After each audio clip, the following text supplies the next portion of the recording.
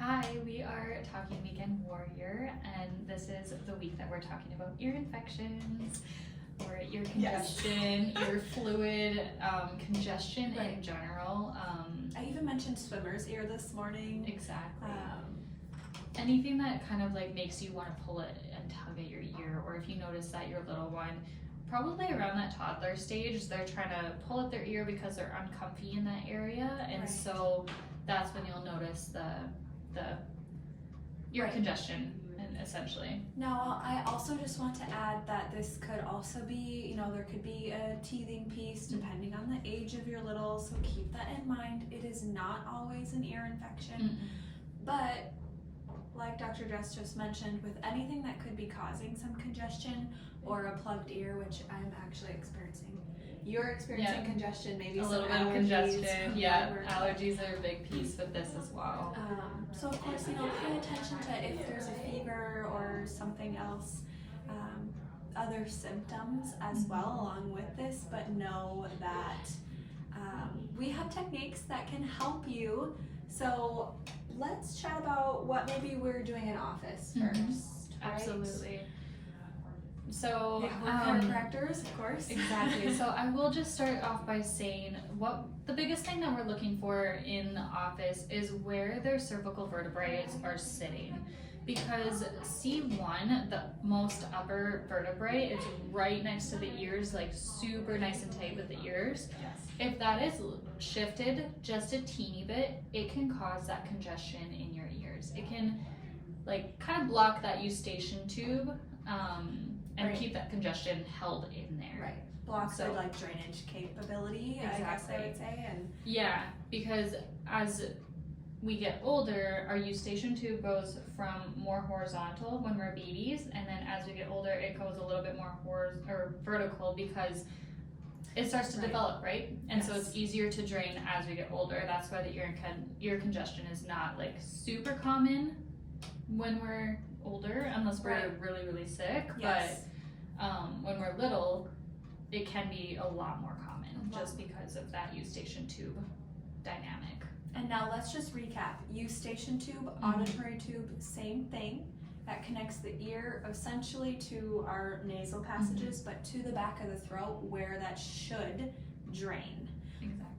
Dr. Dress talked about, of course, because we're chiropractors, so the adjusting piece, right? The restoring of motion is our job, and yes, that looks very different in a little compared to an adult. But she mentioned if that first cervical vertebra is off just a little bit, whether it's a little rotation to one side or just laterally listheast, we would say, so off to the left or to the right, that can cause some problems. Now, for myself, it's always my left ear, and my complaint is always my left upper cervical, and then I want someone to just work left lateral flexion to push it back this way. I, now knowing all that we do and I do, I know that that is my complaint and part of my problem, but So knowing in office with your little one, depending on the age of your kiddo, when they're super little like this, we are just going to use sustained pressure. We're just going to use the amount of pressure that you would check a tomato or an avocado in the grocery store. There's going to be no noises with their neck, and we're going to just add a little bit of sustained pressure. We might add that little vibratory response to it as well, just to get that adjustment. But generally speaking, most kiddos sleep right through their appointments, and they're super comfy, and they love a little massage on the back of their neck, essentially. And that's truly what it is. Yeah, a massage. As we get older, we can use an activator on their neck, and so it's just a spring-loaded tool that provides a little teeny impulse into the joint. We can change the tension of it depending on the body part that we're working on. So if we're working on the cervical, we're going to have it super light, and then impulse into that joint. And then kiddos also get to play with their own little clicker in our office as well. So this one is a toy. There's only a clicking noise, of course, but it really adds to their experience. So. It's truly lovely because they just love, they're like, where's my handheld? Where's my clicker? You get to use a clicker. I get to use a clicker. They're super happy. It's super fun. To work on baby. Exactly. So. Yeah. And then when we do the adjustment piece, or after we do the adjustment piece in office, we're always going to do a drainage as well. And so that's super fun for us. For littles, it's like they're not really understanding why we're going inside their mouth type of thing yet, and so if they have teeth, we might get a little bite once Sometimes in a while. we get bit, but that's okay because it's totally we just fine. want to help. Exactly. And so the auditory tube, the eustachian tube, is right back next to that ear, so we can access it through the inside of the mouth. And depending on if there's that lymph node there that's super swollen, that's keeping that congestion in there. Holding the fluid. Exactly. We can go ahead and push on it from the inside of the mouth to help that drain go down. And Dr. Mariah did this to me this morning, and I've been draining ever since, so I apologize if I sound a little like fluidy. But it's been super incredible for the drainage for myself today as well. So. And we do have a sinus ear infection, etc. video all in itself, so make sure to check that out as well. That will demonstrate exactly what we're doing. Exactly, and provide you a little bit more information. Right, too. yes, you can watch it happen in real time and know that we do wear gloves, we have gloves, so. Absolutely. And so at home, you guys, depending on what you guys use at home for your littles, ear infections, ear congestion, sinus issues, or anything like that, you guys are more than welcome to use tea tree on the back of their mastoid process, on the back of their ear, that bony part. This is external, this is on the skin, not in the ear. And I dropped a couple others, so bear with me.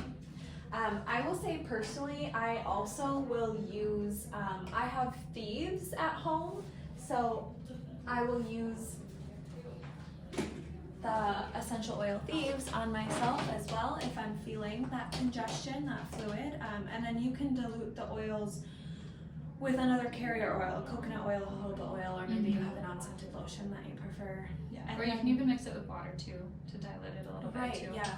We will just, in here, you can dab some onto a tissue or a cotton ball and then dab it onto the back of their skin so it's not dripping.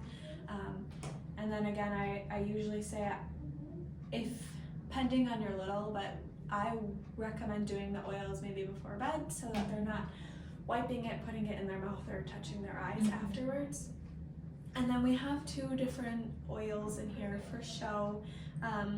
This garlic mullein and or this earache ease by Earthly Wellness. Very similar ingredients. The primary ingredient is really that olive oil usually, which is definitely in this one. You're gonna find more garlic, of course, in the garlic, the mullein here, but these are drops that can go into your kiddo's ears, so you can do this at home. Of course, directions will be different pending the age.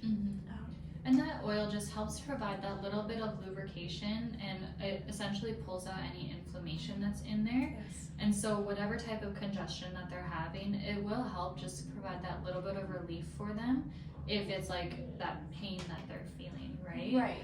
And so it's not necessarily like specifically for ear infections. It's just more so for that congestion type of that they're feeling, any sort of like if they're tugging at their ears a whole bunch of times, then it's kind of provides that little bit of inflammatory release or relief. So yes, truly, I was going to say pain relieving. yeah. Now, this is a little silicone cup which can be found on our Amazon storefront. We have this because, of course, we also usually probably think of a nice steamy shower, right, when we're congested, to help kind of break up some of that congestion mucus. So something you could do for your little at home, again, pending what you have and their age and their cooperability, but get some steaming hot water, okay, microwave it in a cup, pour it into a nice silicone cup, so the cup itself is not hot, but you should have some steam. And then, again, pending, you can bring the cup to your babe's ear, so some of that steam can float up into the ear. Test it on yourself, your hand first, right? It's always just that safety precaution, but that steam can also help create a pressure change. And then I guess something else I would add for at home, which of course we can do in here as well is quite literally grabbing the earlobe. You can pull it away from your babe's head, cranium. You can pull and massage it forward, wiggle it forward and back again to break up some of that fluid or congestion. It just helps release that pressure in there. I'm sure, like, if you've ever been in an airplane and your ears are popping, you probably jiggle your own ear around just to provide that little bit of relief. And so this kind of does the same thing, just gets that pressure out of there. And then, still something that we can do in here, but we'll remind you can do at home, is just some lymphatic or massage down your little one's neck.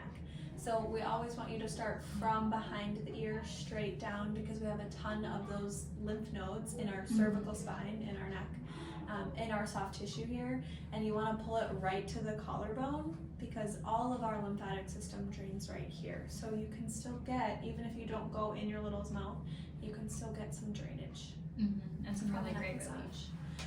Now, you guys, I forgot to quickly tell you all that we also have a little scope, so we can look in your little's ears, again pending their age and if they'll sit still enough, but we can also use this Dr. Mom Pocket Pro to take a peek in their ears. So something else we can do for you.